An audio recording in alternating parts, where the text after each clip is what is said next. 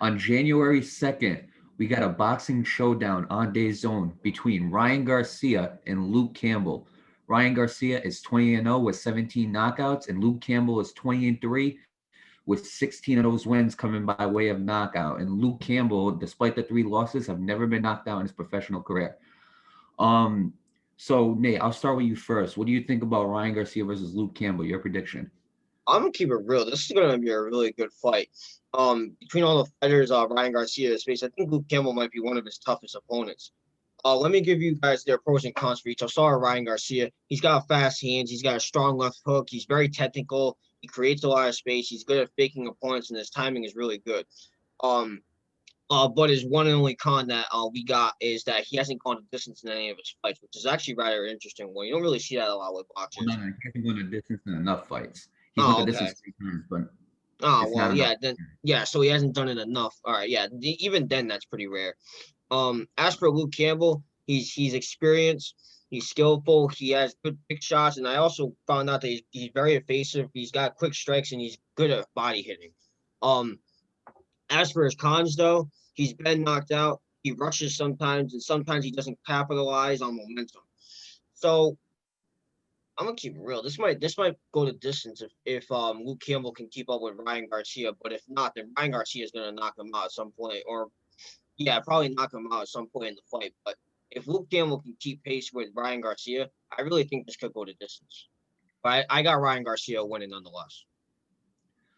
Look, well, before I say anything else, I'll correct you. Luke Campbell has been knocked down, not knocked Oh, out. my bad, my bad. You're good. You're good. Don't worry about it. Here's the thing with Ryan Garcia. Ryan Garcia is probably one of the most overlooked boxers in the sport. See, Ryan Garcia, he has his own YouTube channel, it's doing pretty well.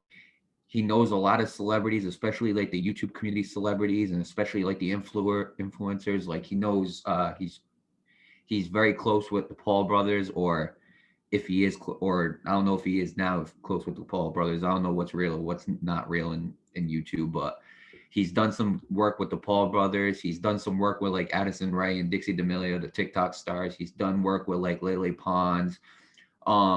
He's been working with an insane community of basically celebrities, and I mean he has a huge social media following. He's got like I think he's got like 7.5 million followers on Instagram.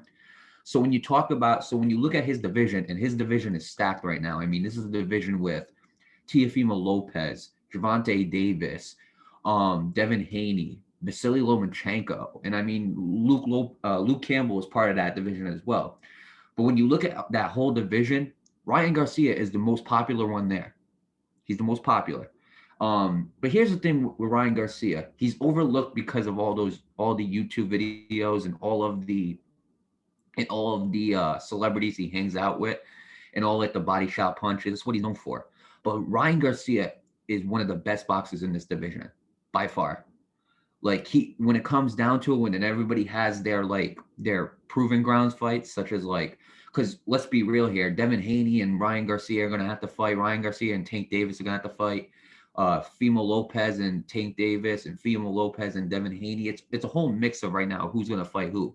But when those proven ground fights happen, Ryan Garcia might be within those top two guys that got to prove themselves left, because in boxing it's weird. You have to prove yourself between other fighters. So each one of those fighters, I expect them sometime, whether it's sooner or later, to fight each other. But I think Ryan Garcia can definitely prove himself. But he's overlooked because of YouTube and everything like that, which is very unfair to him because Ryan Garcia is probably one of the most hardest working boxers I think I've ever seen. I mean, every single fight, every single training video I've seen him in, he's always like drenched in sweat because he's always that proves that he's like really grinding in the gym. He works with Canelo Alvarez, who's probably one of the best boxers right now, and probably and most likely is going to be a future Hall of Famer. Ryan Garcia, let me tell you something. I think Ryan Garcia is probably the most technical boxer in this division by far. I mean, we can go back to his fight versus Francisco Fonseca. Francisco Fonseca was a very good fight. Is a very good fighter, and he knocked him out within the first round. I think in like under 40 seconds.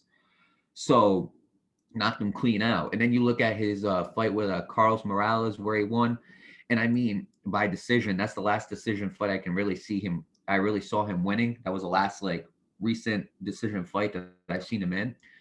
But Ryan Garcia is a very good fighter. But the problem with Ryan Garcia is not only the YouTube and everything like that, they're saying he hasn't fought enough competition. And you always, and as a beginning boxer, you're always going to get that. You haven't fought enough competition because boxing is a sport where you slowly climb up in the ranks, you know? I mean, until Mike Tyson fought Buster Douglas, when Buster Douglas wasn't even that great of a fighter at the time, but before Mike Tyson fought, I'm trying to think like Evander Holyfield. If you can go on that list and you can name the boxers that he beat, right? The two biggest names on there, in my opinion, were probably Trevor Burpick and Larry Holmes. That's it.